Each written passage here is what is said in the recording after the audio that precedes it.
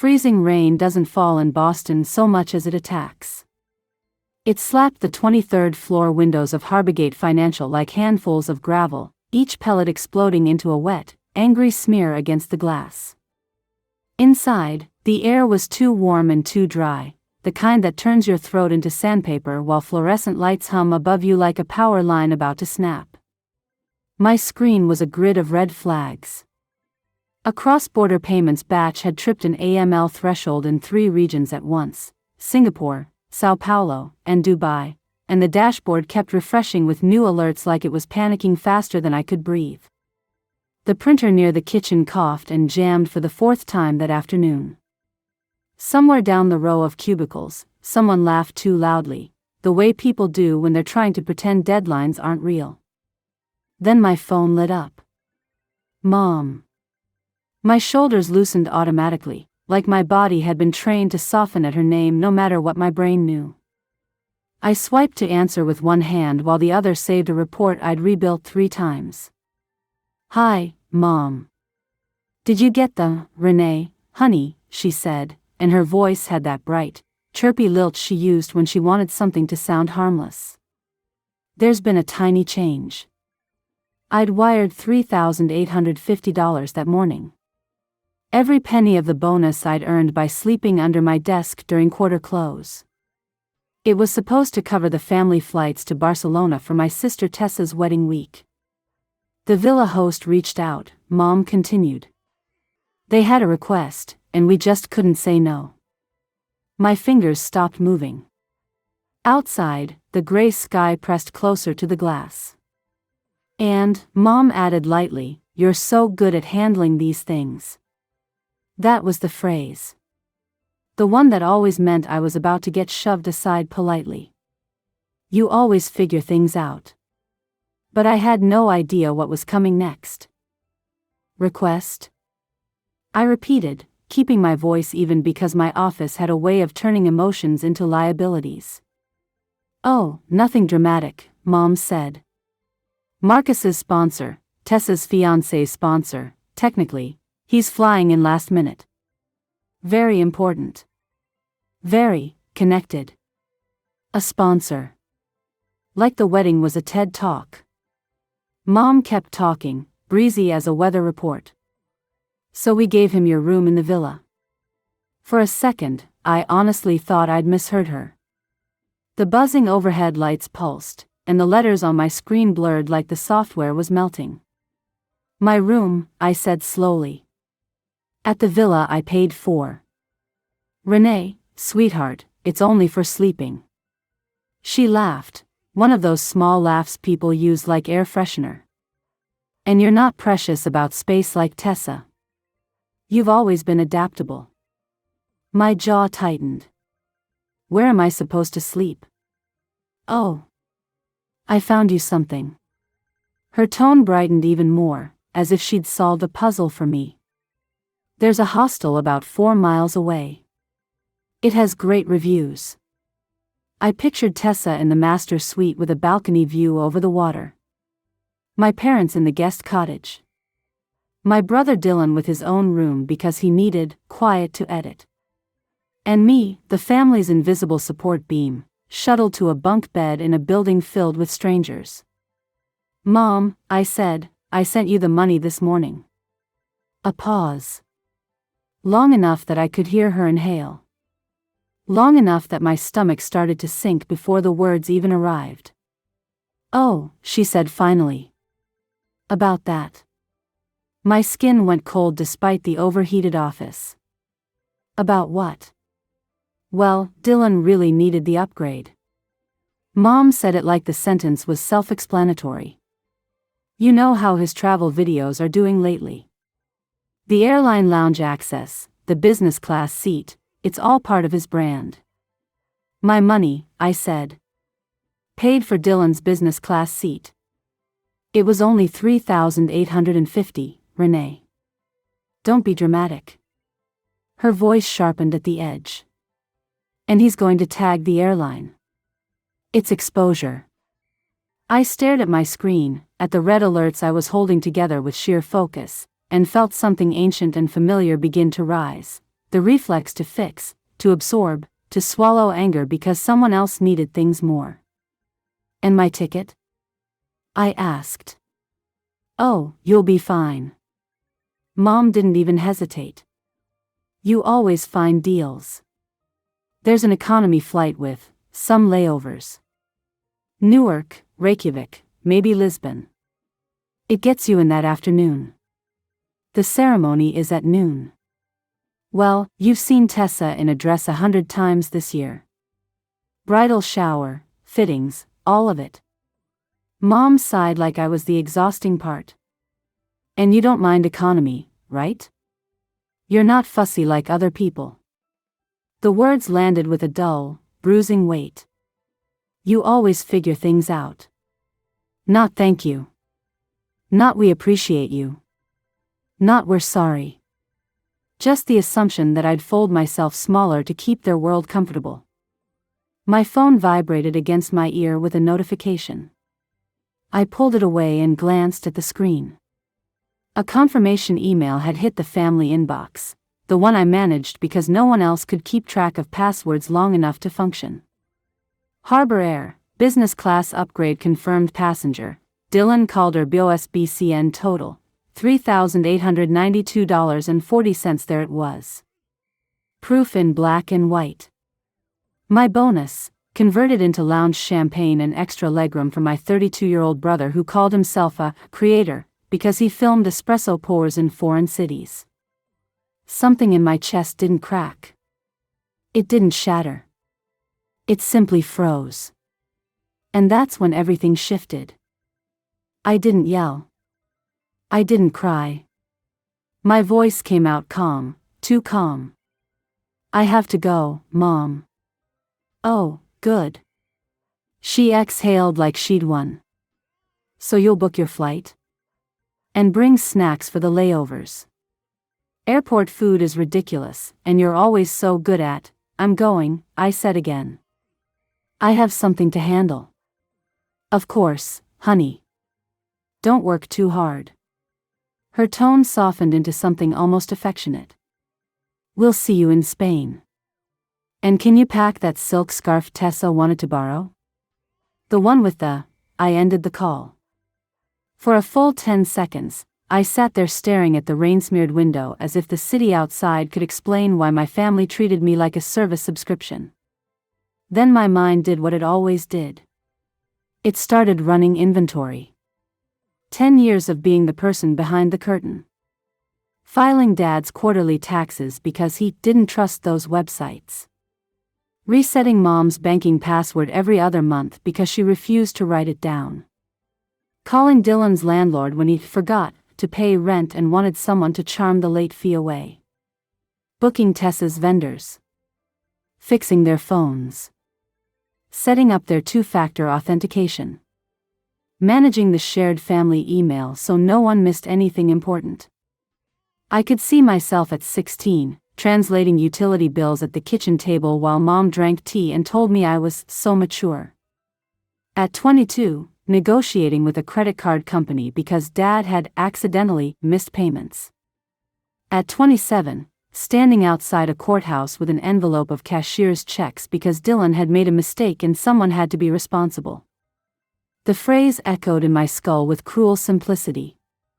You always figure things out. Because I wasn't a daughter. I wasn't a sister. I was an infrastructure. A private system they used without thinking about who maintained it. I swiveled my chair, opened the bottom drawer of my desk, and pulled out the thing I hadn't touched in years, a small metal key taped to the inside of a folder labeled Annual Reviews. I stared at it. I didn't even fully remember putting it there, only that it belonged to a safe deposit box at a bank in Quincy and that it came from a woman no one in my family liked. My godmother, Evelyn Shaw. Evelyn had been my mother's best friend once, back when Mom still laughed without checking how it would look. She'd been blunt, sharp, and allergic to family fantasies. 3 years ago, she died of a stroke, and at the funeral she'd pressed that key into my palm like she was slipping me contraband. Don't spend your life being their emergency fund, she'd whispered. When you finally get sick of it, go to Harborstone Bank. Box 119. You'll know. I'd nodded and put the key away, half convinced she was being dramatic. Right then, with rain attacking the windows and Dylan's business class receipt glowing on my phone, I understood Evelyn had not been dramatic enough. I saved my work. Logged out of the system. Closed my laptop with a quiet click that sounded like a door shutting. Then I stood, grabbed my coat, and walked out of the office without telling anyone. If only I knew what I was walking into. The next 48 hours didn't feel like panic. They felt like precision. Friday morning, the city was all ice and exhaust. The sidewalk outside Harborgate was slick with frozen slush, and the wind off the harbor cut through my coat like it was personal. I walked into my boss's corner office without knocking. Reed Lawson sat behind a desk that cost more than my first car, leaning back as if gravity didn't apply to him. A framed certificate on the wall screamed leadership excellence, which was funny, considering he'd never led anything besides other people's work into his own name. He looked up, annoyed. "Renee. You're late." I set an envelope on his desk. "I'm resigning. Effective immediately." Reed blinked, then smiled in a way that made my skin crawl. "That's cute. But no. I'm not asking." He opened the envelope, read the letter, and his smile sharpened. "You signed a non-compete. 12 months. US, Canada, and the EU. You work in compliance anywhere in those zones. I'll bury you in legal fees. You won't touch this industry again." It was a script he'd used before. I'd watched him trap people with it, good analysts, good investigators, until they burned out and left quietly. I picked up my bag. Inside was nothing dramatic. Just the mug Evelyn had given me, a plain notebook, and a photo from the only vacation I'd ever taken alone. Reed leaned forward.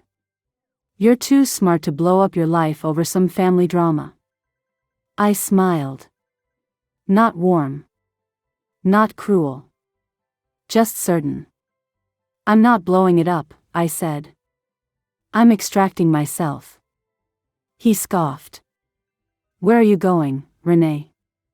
"The moon? Somewhere your geography claws can't touch." I turned and walked out while he was still searching for a comeback. In the elevator, my hands didn't shake. That scared me a little. By noon, I was at Harborstone Bank in Quincy. The lobby smelled like old carpet and quiet money. A security guard glanced at me like I was lost. I wasn't. When the bank manager brought out the safe deposit box, my throat tightened for the first time since the call. The metal was cold under my fingers. Inside sat a thick envelope and a small handwritten note. Evelyn's handwriting was sharp, impatient. "Renee, if you're reading this, they finally did it. Good. Stop being their scaffolding. Use this, and don't look back." Under the note, a cashier's check, paperwork for an investment account, and a simple ledger. Total assets, $147,000. Evelyn had left it to me, quietly, deliberately, like she'd been building an escape hatch behind my mother's back. I didn't cry. I just inhaled, slow, and felt the world widen by inches. By Friday night, I'd listed my furniture online. Low enough that strangers offered to pick it up within hours. By Saturday, my apartment looked like someone had already moved out of my life. On Sunday, I sold my car. Took a loss and didn't care. On Monday morning, I walked into my leasing office and paid to break the lease. The manager tried to quote policy. I slid cash across the counter. Policy softened.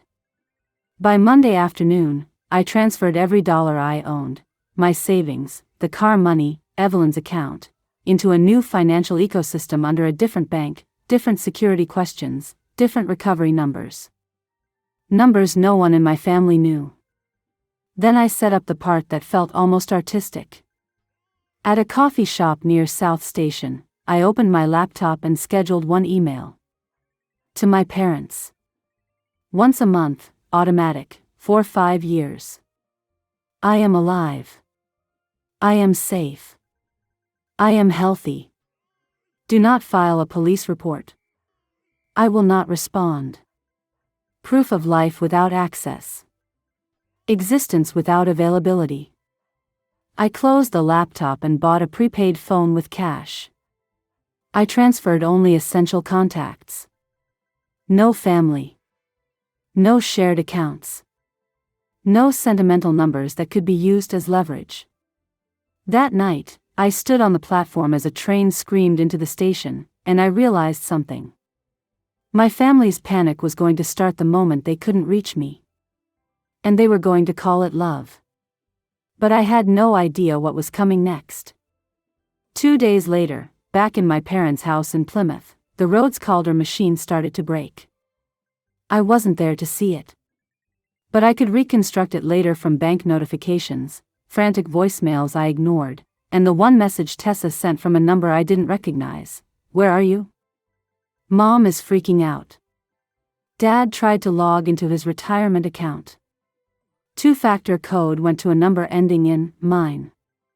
Mom tried to pay the mortgage. Security questions she didn't know. Lockout after 2 attempts. They called the bank, furious. The bank asked for identity verification. Then asked for the answer to a security question. Dad stared at the screen. What is your favorite childhood book? He guessed wrong. Twice. Locked out. They drove to a branch with IDs and a marriage certificate like people trying to prove they owned their own lives. Meanwhile, Dylan kept living like the world was content. He posted a new video, Top 10 Airport Lounges You Must Visit. He filmed himself clinking glasses with a stranger and said, "This is the life." I watched it once, from a burner account I made just to see if the universe was joking. It wasn't. In late February, I landed in Kuala Lumpur on a one-way ticket.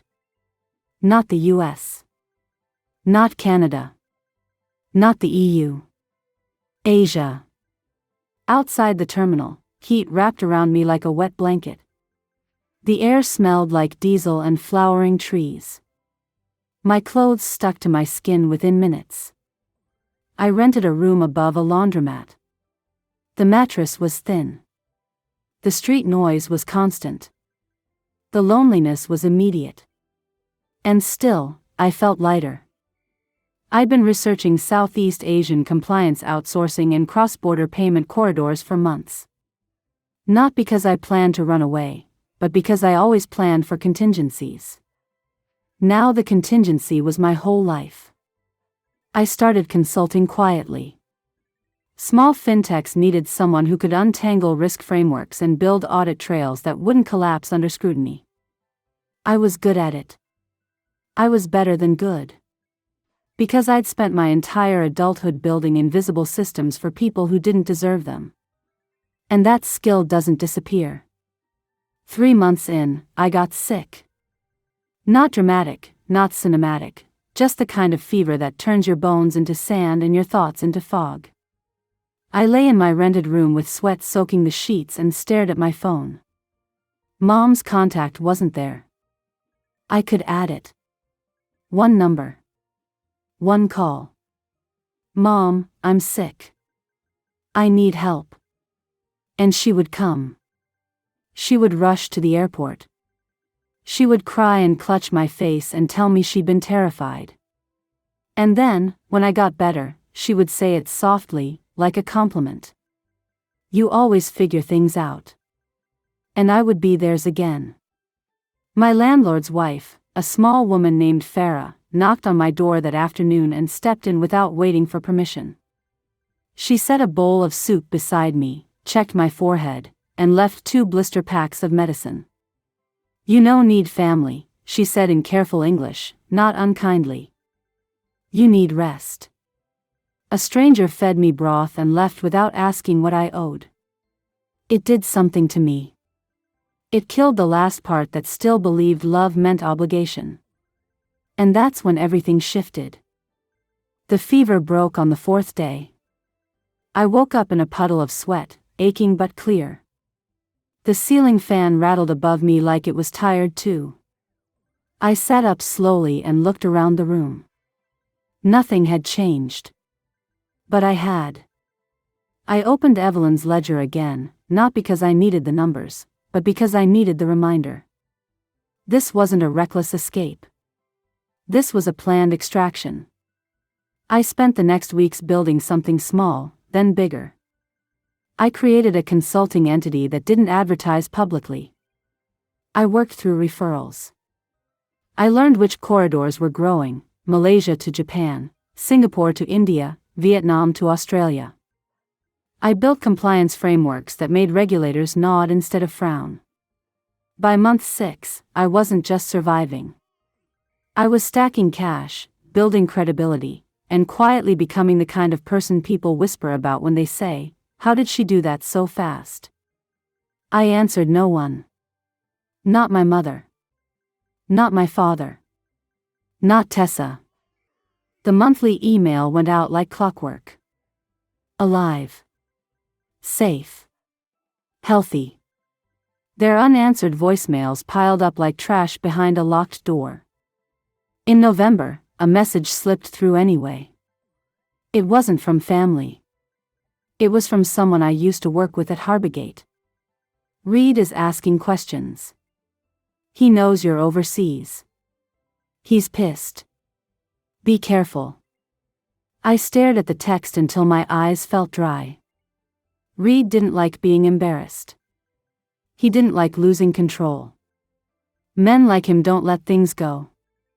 They treat your independence like a personal insult. I opened my notebook, the plain one, the one I carried everywhere now, and wrote a line at the top of a fresh page: "Assume retaliation is inevitable." Then I wrote the second line beneath it: "Prepare receipts." If only I knew how soon I'd need them. 14 months after I left Boston, I got a call that made my hands go still. The number was unfamiliar. The voice was calm, older, and blunt. "This is Dr. Marisol Kwan," she said. "I run Meridian Global's Risk and Compliance Division in New York. I've been trying to find you for weeks." Meridian Global wasn't Harbigate. Meridian was what Harbigate pretended to be: international, powerful, capable of swallowing competitors whole. "I don't do recruiters," I said. "I'm not a recruiter." Her voice tightened like she respected efficiency. "I'm offering you a job because your work is already affecting mine." She named 3 corridor frameworks I'd built. She named a regulator I'd impressed without ever meeting. She named a small fintech I'd helped stabilize, one Meridian had considered acquiring. Then she said, "You've done in 1 year what most people do in 5. I leaned back in my chair, listening to the street noise below my window. "What do you want?" I asked. "Head of Asia Corridor Integrity. Full autonomy. A team. Real budget." She didn't oversell it. She didn't compliment me like a leash. "And you'll be based in Boston." The city hit my chest like a remembered bruise. "I can't," I said. "You have a non-compete," Dr. Kwan replied, like she already knew. "We've reviewed it. It's narrow. We can work around it. And if Reed Lawson tries anything, he'll be picking a fight above his weight." I didn't trust easy promises. So I did what I always do. I started building contingencies. I accepted the offer, but only after Meridian's legal team sent me a written plan with timestamps and jurisdiction analysis. I returned to Boston quietly in early spring, moved into a small furnished apartment under a corporate lease, and kept my head down. For the first time in my life, I had a title that matched my output. And a boss who didn't steal. Dr. Kwan didn't praise me with vague warmth. She praised me with resources and respect. 3 months in, she forwarded me an email with one line: board review. Conference room 9. Monday. Required. An attachment sat beneath it, a PDF labeled formal complaint, Harbigate Financial vs. Renee Calder. My stomach went cold, not with fear, more like recognition. Read. I opened the PDF. It was slick. Convincing. Filled with screenshots of emails that looked like mine. Chat logs. File access timestamps that suggested I'd downloaded confidential case materials right before resigning. A narrative designed to paint me as a thief who'd fled overseas to sell secrets. It was all fake. But it was the kind of fake that ruins careers before truth gets out of bed. I called Meridian's lead IT forensic analyst, Sana Patel, a woman with a quiet voice and a ruthless brain. Sana, I said, I need something from my Harbigate user account. That's not ours, she replied carefully. It will be, I said. I need the immutable logs, cloud audit trails, mailbox access history, file creation records. Everything. If there's a way to prove fabrication, it's in the system. There was a pause. Then Sana exhaled once, like she'd decided she liked me. Give me 48 hours, she said. And Renee? Yes. Whoever made this, they're sloppy. People who forge evidence always think the system is as fragile as their ego. I hung up and opened my notebook. I wrote 3 words: long game. Now. Then, because I didn't believe in single-point defenses, I opened a second file on my computer, a private archive I'd been quietly building since Kuala Lumpur.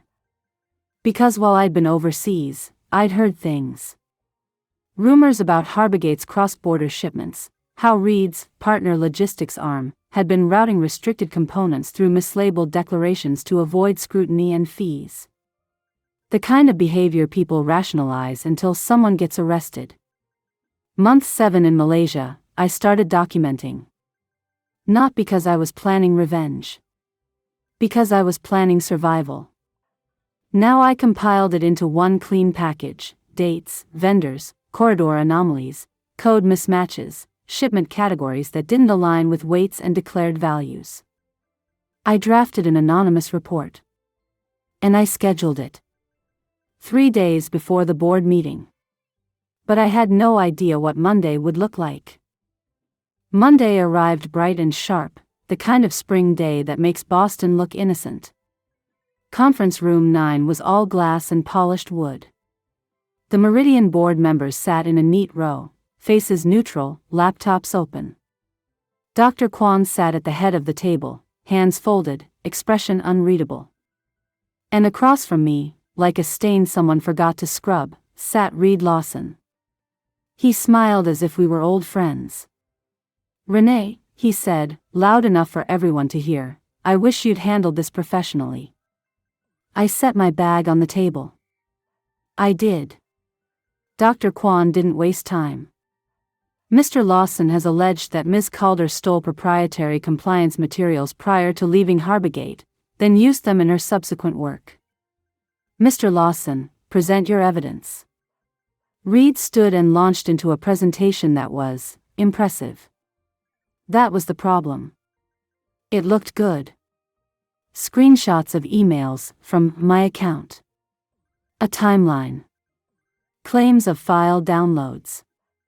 The kind of thing that makes people uneasy because no one wants to be the one who ignored a red flag.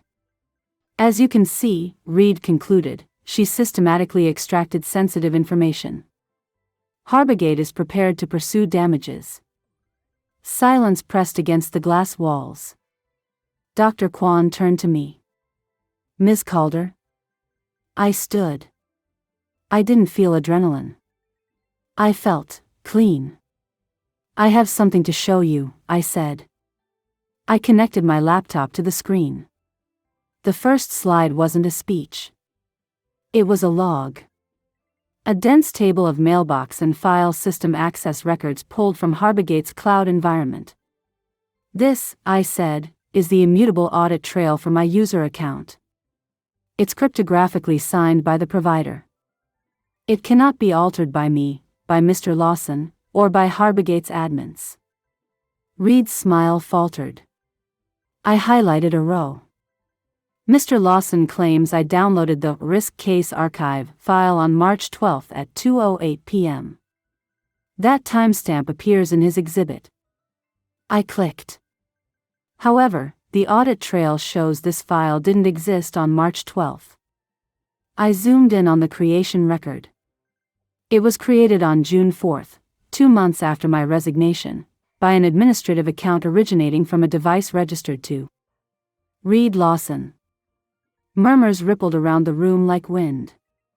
Reed's face went pale and then red, like his body couldn't decide which emotion to prioritize.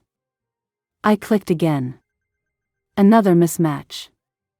Another fabricated timestamp. Another email that didn't exist in server records. This evidence, I said calmly, was manufactured. And it was manufactured by someone with admin privileges who assumed no one would check the underlying logs. Dr. Kwan leaned forward. Mr. Lawson? Reed opened his mouth. Closed it. Tried again. Those logs could be manipulated. They can't, Sanaa said from the doorway. Every head turned. Sanaa stepped in, holding a folder. Sanaa Patel. Meridian Digital Forensics. These logs were retrieved via legal request directly from the cloud provider's secure archive. They're signed. Timestamped. Tamper evident. The room went very quiet. Reed tried a pivot. Even if the files are wrong, she violated her non-compete.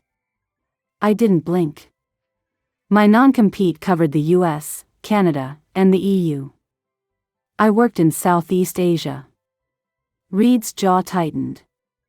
You're here now. And Meridian's legal team ensured my role does not conflict with the clause's definitions, I said. But that's not the main problem. I clicked one more time. A shipment declaration appeared on the screen. This is a customs declaration tied to Harbogate's logistics partner, I said. Classified under a benign category. Low scrutiny. Low tariff. I clicked again. A photograph appeared, cargo contents that didn't match the declaration. Restricted components, I said quietly. Declared as consumer hardware. Reed's eyes widened. Where did you get that? I didn't, I replied. US Customs did. I let that sit for one heartbeat. I filed an anonymous tip 3 days ago. This morning, a container was pulled for inspection. Based on what was found, they initiated an audit request. As if the universe loved timing, the conference room door opened. 2 people stepped in, badges visible. Reed Lawson, one of them asked. Special Agent Sue, Homeland Security Investigations. We have a warrant for Harbogate's partner shipping records. We need you to come with us for questioning. The room erupted into overlapping voices. Reed stood, shaking, sputtering about lawyers. I closed my laptop calmly. I didn't gloat. I didn't smile. I simply gathered my bag and walked out while Reed's world folded in on itself. In the hallway, Dr. Kwan caught up to me. That, she said, voice low, was surgical. I learned from people who take without asking, I replied. She studied me for a long moment. The board will want to protect you. And reward you. I don't need reward, I said honestly. I need boundaries that hold. And you'll have them, she said. Now go home. You look like someone who's been carrying a family on her back. I walked out into the bright spring air, and for the first time in a long time, my shoulders didn't feel like they belonged to a different person. But I still had one more system to restructure. And that's when everything shifted, again. 2 weeks later, I met my family in a restaurant on the seaport, public enough for behavior, expensive enough for discomfort. Mom arrived first, eyes red-rimmed. Dad looked older than I remembered. Tessa wouldn't meet my gaze. Dylan came in last, jaw tight, acting offended as if offense was a shield. "You disappeared," Mom said, voice trembling. "Do you know what you did to us?" "I left you," I corrected gently. "To manage your own lives." Dylan snapped, "We're family." "You don't do that." I looked at him for a long second. Family doesn't take someone's money and upgrade themselves while handing them a hostel. Mom flinched. Tessa swallowed hard. Dylan leaned forward, voice sharp. "You think you're better than us now? With your fancy job?" I set a folder on the table. Inside were court documents from 4 years ago, Dylan's hit-and-run settlement, the attorney fees, the payment plan I'd covered by emptying my savings. Dad went still reading it. Mom's hand flew to her mouth. "I saved you from a felony record," I said to Dylan, voice even. "And you repaid me by giving Reed Lawson access to my information for cash." Dylan's eyes flicked away. His silence was confession. Then Dad, in a broken voice, admitted, "We had to sell Nana's cottage in Maine. We were drowning." I nodded. "I know." Mom blinked. "How could you know?" I placed a set of keys on the table, small, simple, ordinary. "And devastating." "The LLC that bought it?" I said. "That was me." They stared like I'd spoken another language. "You can still use it," I continued. "I won't charge rent. But I decide who's welcome. And Dylan, until you repay what you owe me, you're not stepping on that property." Dylan's face collapsed into disbelief. "You can't." "I can," I said softly. "I do." I stood, left cash for dinner, and walked out before the conversation could turn into old patterns. Outside, the night air was crisp and clean. A month later, on my birthday, I sat in the first-class lounge at Logan with a glass of water and a folder of contracts for a Tokyo corridor negotiation. My phone buzzed. A text from Mom, "Happy birthday. I'm sorry. I'm proud of you." A year ago, those words would have wrecked me. Now they just existed. I typed 6 words back. "Thanks, Mom. I'm in a meeting." Polite. Distant. Professional. Then I switched my phone to airplane mode. As boarding began, I walked to the gate, scanned my pass, and stepped into a seat I paid for with money I earned, for a life I chose, in a direction no one could redirect. And somewhere in the back of my mind, the old phrase tried to rise again: "You always figure things out." This time, it didn't sound like a leash. It sounded like a promise I'd finally made to myself. If you liked this story, feel free to subscribe and turn on the bell so you don't miss the next one.